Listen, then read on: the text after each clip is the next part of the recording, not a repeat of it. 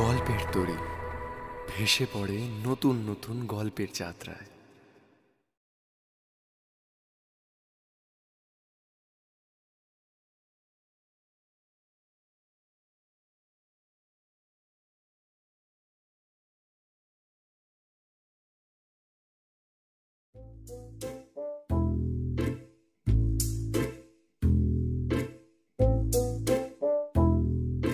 শিবু ভট্টাচার্যের নিবাস পেনেটি গ্রামে। তার একতলা পাকা বাড়ি, ২৬ ঘর যজমান, কিছু ব্রহ্মোত্তর জমি, কয়েক ঘর প্রজা, ৩টি গরু ও একটি স্ত্রী। এতেই স্বচ্ছন্দে সংসার চলে যায়। শিবুর বয়স ৩২। ছেলেবেলায় স্কুলে যা একটু লেখাপড়া শিখেছিল এবং বাপের কাছে সামান্য যেটুকু সংস্কৃত পড়েছিল তা সম্পত্তি এবং যজমান দুই রক্ষার পক্ষে যথেষ্ট। কিন্তু শিবুর মনে সুখ ছিল না। তার স্ত্রী নিত্যকালের বয়স আন্দাজ ২৫। আঁটো মজবুত গড়ন, দুর্দান্ত স্বভাব। স্বামীর প্রতি তার যত্নের ত্রুটি ছিল না, কিন্তু শিবু সে যত্নের মধ্যে রস খুঁজে পেত না। সামান্য খুঁটিনাটি নিয়ে স্বামী স্ত্রীতে তুমুল ঝগড়া বাঁধত।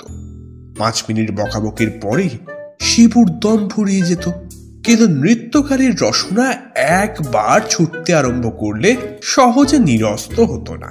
প্রত্যেকবার শিবুরই পরাজয় ঘটত। স্ত্রীকে বশে রাখতে না পারায় পাড়ার লোকে শিবুকে কাপুরুষ, ভেরো, মেনিমুখ প্রভৃতি আখ্যা দিয়েছিল। ঘরে বাইরে এইভাবে লাঞ্ছিত হওয়ায় শিবুর অশান্তির সীমা ছিল না। একদিন নৃত্যকালী গুজব শুনল তার স্বামীর চরিত্র দোষ ঘটেছে। সেদিনকার বচসা একেবারে চরমে পৌঁছল। নৃত্যকালী শিবুকে ঝাঁটা পেটা করল। শিবু বেচারা রাগে, ক্ষোভে, কষ্টে চোখের জল আটকে কোনো মতে রাত কাটিয়ে পরের দিন ভোর ৬টার ট্রেনে কলকাতা যাত্রা করল।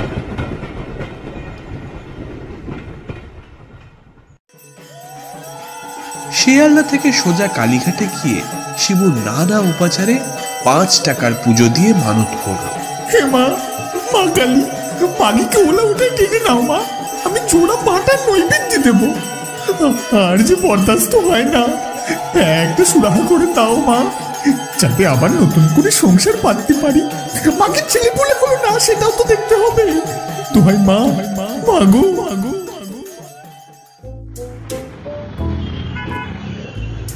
মন্দির থেকে বেরিয়ে শিবু বড় এক ঠোঙা তেলে ভাজা, আজশের দই এবং আজশের অমৃতি খেল। তারপর সমস্ত দিন জন্তুর বাগান, জাদুঘর, হক সাহেবের বাজার, হাইকোর্ট ইত্যাদি দেখে সন্ধ্যাবেলা বিডন স্ট্রিটের হোটেল ডি অর্থোডক্সে ১ প্লেট কারি, ২ প্লেট রোস্ট ফাউল এবং ৮খানা ডেভিল জলযোগ করল। তারপর সমস্ত রাত থিয়েটার দেখে ভোরবেলা পেনেটি ফিরে গেল।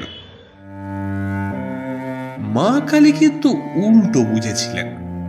বাড়ি এসেই শিবুর ভেদ বমি আরম্ভ হলো।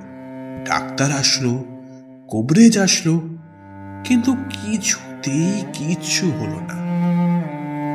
৮ ঘন্টা রোগে ভুগে স্ত্রীকে পায়ে ধরে কাঁদিয়ে শিবু ইহলোক ত্যাগ করল। কিন্তু গ্রামে তার আর মন টিকল না। শিবু সেই রাতেই গঙ্গা পার হল। পেনেটির আর পার কোন্নগর। সেখান থেকে উত্তরমুখ হয়ে ক্রমে রিষড়া, শ্রীরামপুর, পৈতবাটির হাট, চাপাদানির চটকল সমস্ত ছাড়িয়ে আরো ২-৩ ক্রোশ দূরে ভূষুণ্ডির মাঠে পৌঁছল।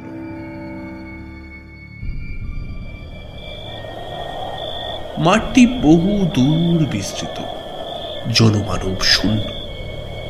এককালে এখানে ইট খোলা ছিল, সেজন্য সমতল নয়। কোথাও গর্ত, কোথাও আবার মাটির ঢিপি, মাঝে মাঝে আশাওড়া, ঘেটু, বুনো ওল, বাবলা প্রভৃতির ঝোপ। শিবুর জায়গাটা বড়ই পছন্দ হলো। একটা বহুকালের পরিত্যক্ত ইটের পাঁজার একপাশে একটা লম্বা তালগাছ সোজা উঠেছে, আরেকদিকে একটা ন্যাড়া বেলগাছ দাঁড়িয়ে আছে। শিবু সেই বেলগাছে ব্রহ্মদৈত্য হয়ে বাস করতে লাগলো।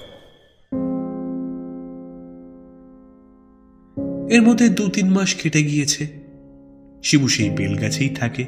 প্রথম প্রথম দিন কতক নতুন জায়গায় নতুন অবস্থায় বেশ আনন্দেই কেটেছিল, কিন্তু এখন শিবুর বড়ই ফাঁকা ফাঁকা ঠেকে।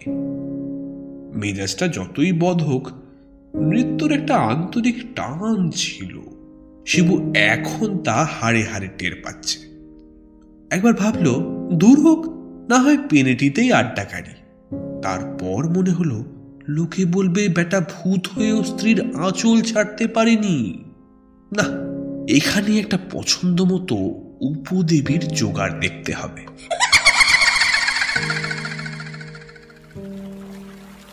ফাল্গুন মাসের শেষ বেলা গঙ্গার বাঁকের উপর দিয়ে দক্ষিণা হাওয়া ঝিরঝির করে বইছে। সূর্যদেব জলে হাবুডুবু খেয়ে এই মাত্র তলিয়ে গেলেন। ঘেটু ফুলের গন্ধে ভূষুণ্ডির মাঠ ভরে গেছে। শিবুর বেলগাছে নতুন পাতা গজিয়েছে। দূরে আকন্দ ঝোপে গোটা কত পাকা ফল ফটফট করে ফেটে গেল। এক রাস তুলোর আঁশ হাওয়ায় উড়ে মাকড়সার কঙ্কালের মতো ঝিকমিক করে শিবুর গায়ে পড়তে লাগলো। একটা হলদে রঙের প্রজাপতি শিবুর সূক্ষ্ম শরীর ভেদ করে উড়ে গেল। একটা কালো কুকড়ে পোকা শিবুকে প্রদক্ষিণ করতে লাগলো। অদূরে বাবলা গাছে একজোড়া দাঁড় কাক বসে আছে। কাক গলায় সুরসুরি দিচ্ছে, আর কাকিনী চোখ বন্ধ করে গদগদ স্বরে মাঝে মাঝে কা কা করছে। একটা কটকটে ব্যাঙ সদ্য ঘুম থেকে উঠে গুটি গুটি পা ফেলে বেলগাছের কোটর থেকে বাইরে আসলো এবং শিবুর দিকে ড্যাব ড্যাবে চোখ মেলে তাকিয়ে টিটকিরি দিয়ে উঠল। একদল ঝিঝি পোকা সন্ধ্যার আসরের জন্য যন্ত্রে সুর বাঁধছিল। এতক্ষণে সঙ্গ ঠিক হওয়ায় সমস্বরে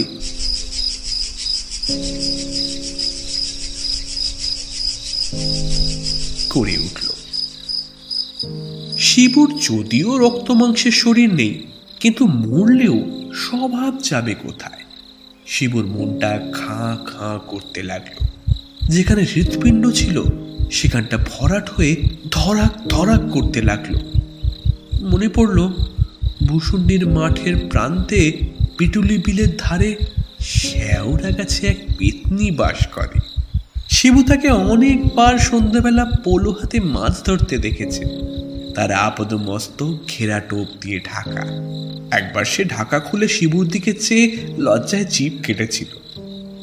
তবে পেতনির বয়স হয়েছে, তার গাল একটু তোবড়ানো এবং সামনের দুটো দাঁত নেই। তার সঙ্গে ঠাট্টা চলতে পারে, কিন্তু প্রেম হওয়া অসম্ভব। এক শাকচুন্নি কয়েকবার শিবুর নজরে পড়েছে।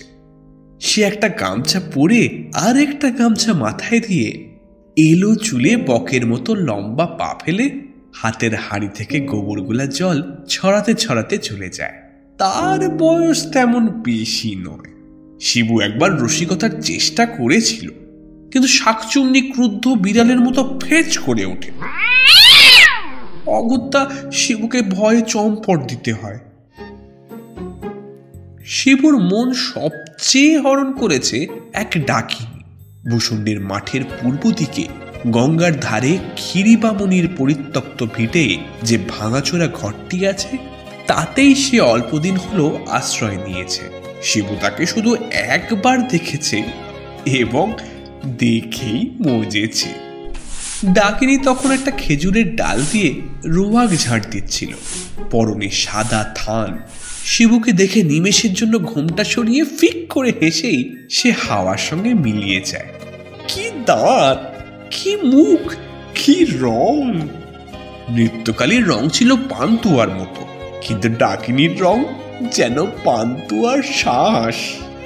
শিবু একটা সুদীর্ঘ নিঃশ্বাস ছেড়ে কান ধরল।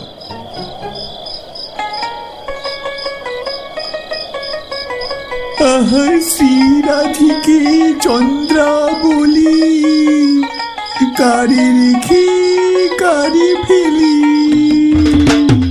হঠাৎ মাঠ কাঁপিয়ে কাছের তাল গাছের মাথা থেকে তীব্র কণ্ঠে শব্দ উঠল। अरे भजुआ के बहनिया भगलू के बिटिया केकरा से शादिया केकरा से ओए ओए ओए ओए ओए ओए। শিবু চমকে উঠে ডাকলো, তাল গাছে কে রে? উত্তর আসলো, কারিয়া পীরের বা।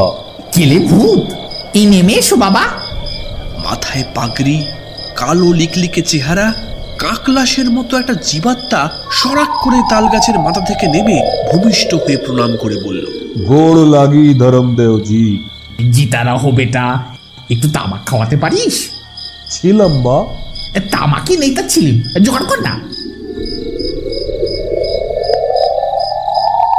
প্রেত উপরে উঠল এবং অল্পক্ষণের মধ্যেই বৈদ্যবাটির বাজার থেকে তামাক টিকে কলকে এনে শিবুর হাতে দিয়ে দিল। শিবু একটা কচুর ডাঁটার উপর কলকে বসিয়ে টান দিতে দিতে বলল, তারপর এলি কবে? তোর হালচাল সব বল। কারিয়া পীরের যে ইতিহাস বলল তার সারমর্ম এই। তার বাড়ি ছাপড়াচিলা। দেশে এককালে তার জরু গরু জমি জিরে সবই ছিল। তার স্ত্রী মুংড়ি অত্যন্ত মুখরা ও বদমেজাজি, বনি বনাও কখনো হতো না। একদিন প্রতিবেশী ভোজু আর বোনকে উপলক্ষ করে স্বামী স্ত্রীতে ভীষণ ঝগড়া হয় এবং স্ত্রীর পিঠে এক ঘা লাঠি কষিয়ে স্বামী দেশ ছেড়ে কলকাতায় চলে আসে। সে আজ 30 বছর আগের কথা। কিছুদিন পরে খবর আসে যে মুংড়ি বসন্ত রোগে মারা গেছে। স্বামী আর দেশে ফিরল না, বিয়েও করল না। নানা জায়গায় চাকরি করে অবশেষে চাপদানির মিলে কুলির কাজে ভর্তি হয় এবং কয়েক বছরের মধ্যেই সর্দারের পদ পায়। কিছুদিন আগে একটি লোহার কপিকল তোলার সময় তার মাথায় চোট লাগে। তারপর 1 মাস হাসপাতালে শয্যাশায়ী ছিল। সম্প্রতি পঞ্চত্ব প্রাপ্ত হয়ে প্রেত রূপে এই তাল গাছে বাস করছে।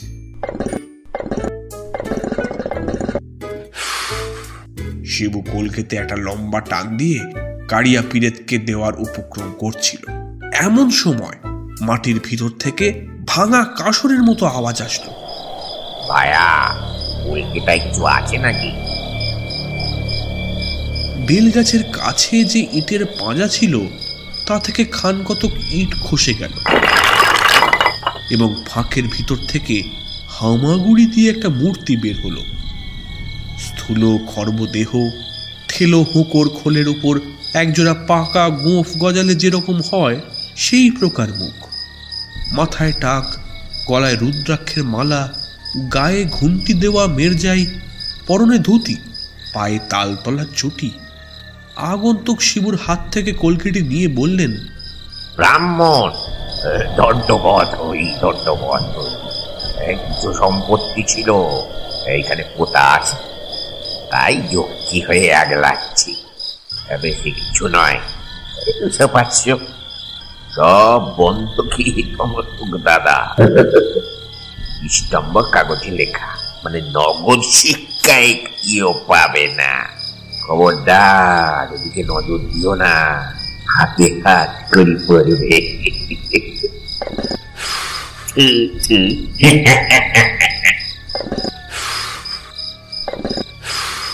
শিবুর মেঘদূত একটু আধটু জানা ছিল। সে সসম্ভ্রমে জিজ্ঞাসা করল, জকুমশাই, আপনি কি কালিদাসের? ভাইরা ভাই, কালিদাস আমার মাস্তুতো শালিকে বিয়ে করে। ছোকরা হিজিলের নিমকির গোমাস্তা ছিল, অনেক দিন মারা গেছে। তুমি তার নাম জানলে কিসে হয়? আপনার এখানে কতদিন আগমন হয়েছে? আমার আগমন? হ্যাঁ, আমি হলো গিয়া 3.5-4 বছর এখানে আছি। কত এলো দেখলুম, কত গেল তাও দেখলুম। আরে তুমি তো সেদিন এলে, কাঠ টিপতে তাড়িয়ে 3 বার হোঁচটকে গাছে উঠে। সবই দেখেছি। তোমার গানের শখ আছে দেখছি। বেশ বেশ, কালো হাতি শিখতে যদি চাও তো আমার সাগরে ধও দাদা। এখন আওয়াজটা যদি একটু খোনা হয়ে গেছে, তবুও মরা হাতি লাখ টাকা। কি বলো? তোর মশাইয়ের ভূতপূর্ব পরিচয়টা জিজ্ঞাসা করতে পারি কি? বিলক্ষণ বিলক্ষণ। আমার নাম নাদের চাঁদ মল্লিক, পদবী বসু, জাতি কায়স্থ, নিবাস রিসে, খালেই পাঁজার মধ্যে। সাবেক পেশা দারোগাগিরি, এলাকা রিসে, স্তব্ধেশ্বর। জর্জ টি সাহেবের নাম শুনেছ? জর্জ টি সাহেব হুগলির কালেক্টর, ভারী ভালোবাসত আমাকে। মুলুকের শাসনটা তামাম আমার হাতেই ছেড়ে দিই। নাদু মল্লিকের দাপটে লোকে ত্রাহি ত্রাহি ডাক ছাড়ত। মশাইয়ের পরিবার? যক্ষ দীর্ঘ নিঃশ্বাস ফেলে বললেন, সব শক্তি কপালে হয় রে দাদা। পর সংসার সবই তো ছিল, ইন্নিটি ছিলেন খান্ডার। বলবো কি মশাই, আমি হলুম গিয়ে নাদু মল্লিক, কোম্পানির ফৌজদারি নিজামত আদালত যার মুঠোর মধ্যে। আর আমারই পিঠে দিলে কিনা এক ঘাট এলাকা কষিয়ে, তারপরেই পালালো বাপের বাড়ি। ৩২৪ ধারায় ফেলতো, কিন্তু কেলেঙ্কারি ভয়ে গ্রেফতারি পরোয়ানা আর ছাড়ল না। কিন্তু যাবে কোথায়?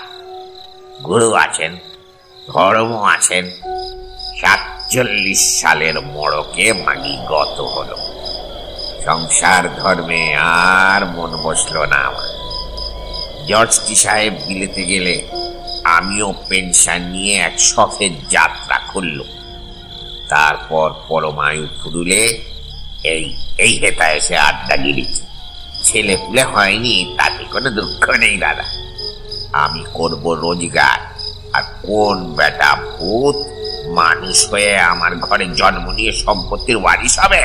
না না না না না না, সেইটে আমি সইতে পারবো না।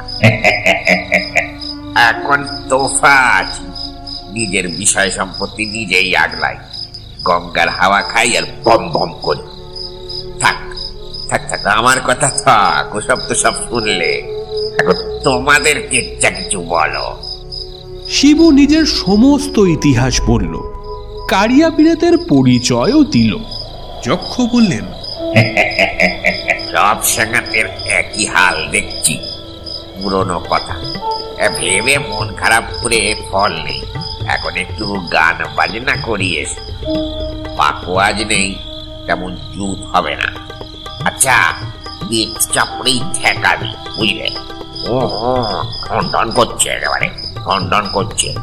বাবা ছাতু ঘর একটু এঁটেলো মাটি চটকে এই মধ্যিখানে একটু থাবড়ে দিত বাবা।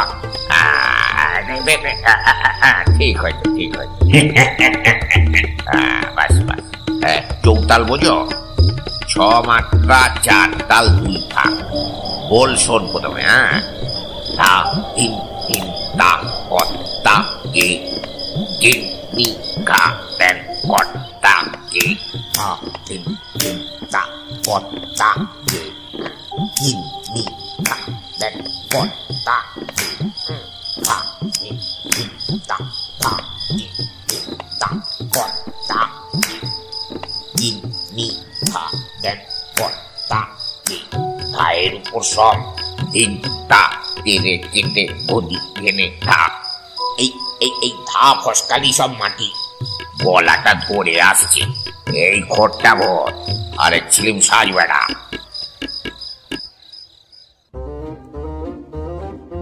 উদ্যোগী পুরুষের লক্ষ্মীলাভ অনিবার্য। অনেক কাকুতি মিনতির পরে ডাকিনী শিবুর ঘর করতে রাজি হয়েছে, কিন্তু সে এখনো কথা বলেনি, ঘুমটাও খোলেনি, তবে ইশারায় সম্মতি জানিয়েছে। আজ ভৌতিক পদ্ধতিতে শিবুর বিয়ে।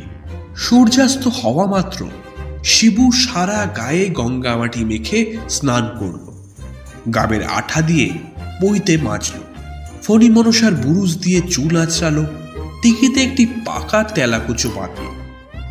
ঝোপে ঝোপে বনে জঙ্গলে ঘুরে ঘুরে একরাশ ঘেঁটু ফুল, বইচি, কয়েকটি পাকা নোনা ও বেল সংগ্রহ করল।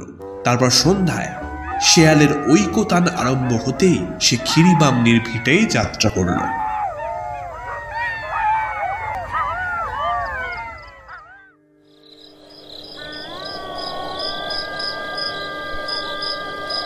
সেদিন শুক্লপক্ষের চতুর্দশী। ঘরের দাওয়ায় কচুপাতার আসনে ডাকিনীর সামনে বসে শিবু মন্ত্রপাঠের উদ্যোগ করে উৎসুকভাবে বলল, এইবার ঘোমটাটা খুলতে হচ্ছে। ডাকিনী ঘোমটাটা সরালো, আর সরাতেই শিবু চমকে উঠে সবাই বলল,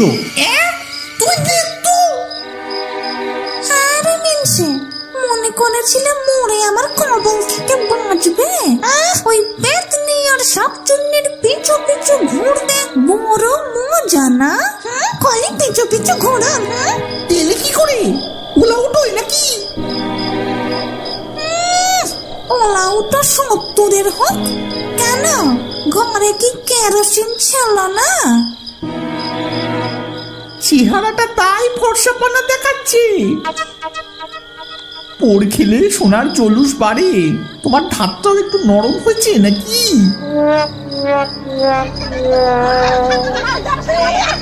শুভ কর্মে বাধা পড়ল। বাইরেও কিসের কোনো চোখ, যেন এক পাল শকুনি জুতো পুটি কাড়াকাড়ি ছেঁড়াছেড়ি করছে। হঠাৎ উল্কার মতো ছুটে এসে পেতনি ও শাকচুন্নি উঠোনের বেড়ার আগর ঠেলে ভীষণ চেঁচামেচি আরম্ভ করল।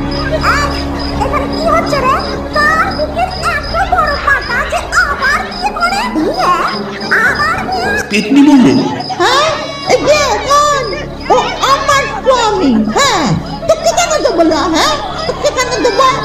শাকচুন্নি বলল,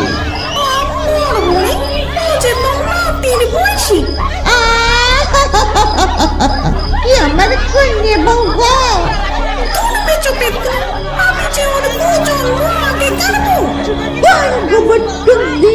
আমি যে ওর 3 জন্মের আগে কাটবো।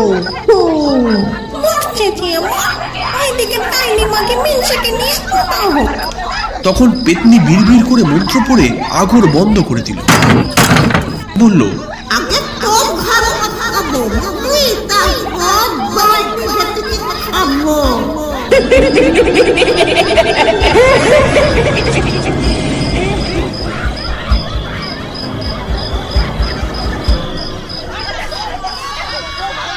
ব্যাস, কামড়া কামড়ি চুলোচুলি আরম্ভ হলো।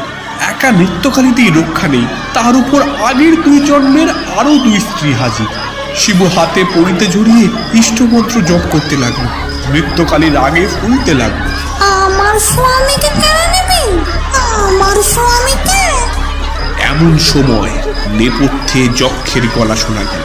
টনি শুনছ বা আনমনে? টনি শুনছ কি বা আনমনে? ভাবছ বুঝি শ্যামের বাসি ডাকছে তোমার বাস মনে।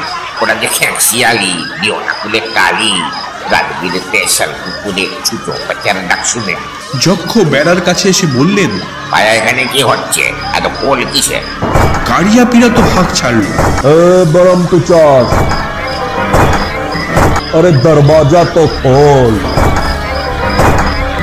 শিবু সারা নেই, প্রচন্ড ধাক্কা পড়ল, কিন্তু মন্ত্রবদ্ধ আগর খুলল না, বেড়াও ভাঙল না। তখন কাড়িয়া পীরের তারস্বরে উৎপাটন মন্ত্র পড়ল, मारे जुआन हैया और भी थोड़ा हैया, पर्वत तोड़ी हैया, चले इंजन हैया, फटे बैलट हैया, खबरदार हाफिज। মর মর করে ঘরের চাল, দেওয়াল, বেড়া, আগর সমস্ত আকাশে উঠে দূরে গিয়ে পড়ল।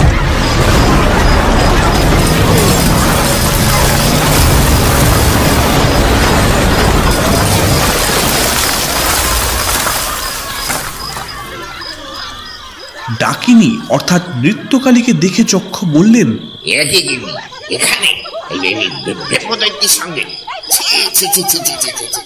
লজ্জার মাথা খেয়ে চলে যাবে। ডাকিনী ঘোমটা টেনে কাঠ হয়ে বসে রইল। কাড়িয়া পিতের বলল, अरे मंगरी तोहर शरम नहीं बा। তার তারপর যে ব্যাপার আরম্ভ হলো তা মনে করলেও কলমের কালি শুকিয়ে যায়। শিবুর 3 জন্মের 3 স্ত্রী এবং নৃত্যকালের 3 জন্মের 3 স্বামী, এই ডবল যোগে ভূষণ্ডের মাঠে যুগপৎ, জলস্তম্ভ, দাবানল ও ভূমিকম্প শুরু হলো। আমার চরিত্র তো খুব খুব হয়ে যেতে।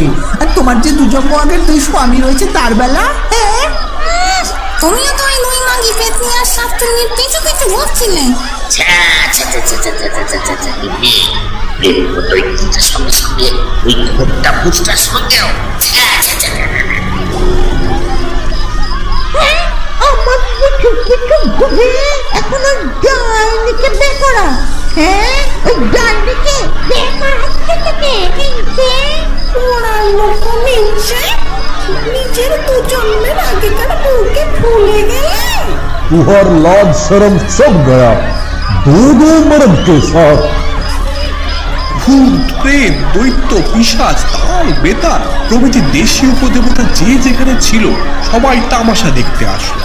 ওদিকে স্পুক, পিক্সি, নোম, গবলিন প্রভৃতি গোঁফ কামানো বিলিতি ভূত বাঁশি বাজিয়ে নাচতে লাগলো। জিন, জান, আফরিদ, মারির প্রভৃতি লম্বা দাড়িওয়ালা কাবুলির ভূত দাপাদাপি আরম্ভ করলো। চিংচ্যাং, খ্যাচাং ইত্যাদি মাপন্য ছিল ভূত ডিগবাজি খেতে লাগলো।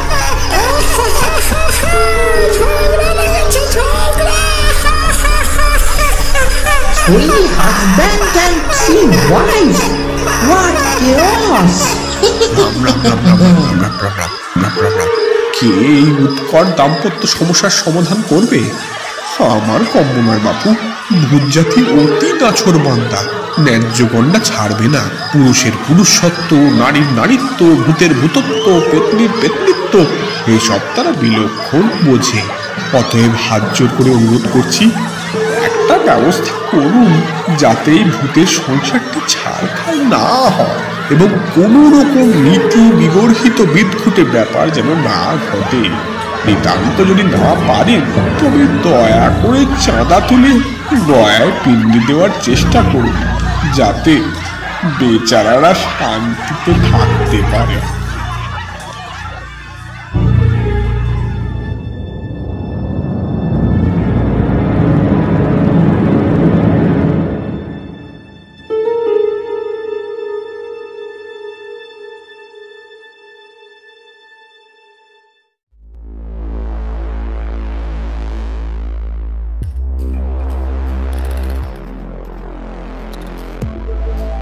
দাম্পত্য কলহ বড়ই বিষম বস্তু।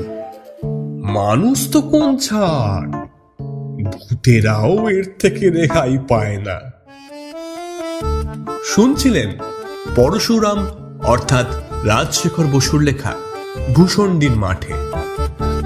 গল্প পাঠে আমি সৌপর্ণ। শিবুর চরিত্রে আমি শুভদীপ। নেত্যকালীর চরিত্রে আমি শুভাঙ্গী। हम करिया पीरेत बा, हमार नाम पृथ्वीराज, पृथ्वीराज चौधरी। যক্ষের ভূমিকায় আমি সোমতীর্থ। পেতনির চরিত্রে আমি অনিন্দিতা। শাকচুন্নির চরিত্রে আমি বৃষ্টি। সমবেত ভূতের কণ্ঠে আমি দেশব্রত। সমবেত ভূতের চরিত্রে আমি প্রদীপ। তাহলে গল্প কেমন লাগলো লিখে ফেলুন চটপট কমেন্ট বক্সে। আর ভালো লাগলে টুকুস করে একটা লাইক দিয়ে দিন, আর সাথে শেয়ার। আর হ্যাঁ, সাবস্ক্রাইবটা কিন্তু করতে ভুলে যাচ্ছেন, ওটি করবেন না, না হলে কিন্তু ভূতেদের নৃত্যটা আপনার বাড়ির ছাদেও হতে পারে।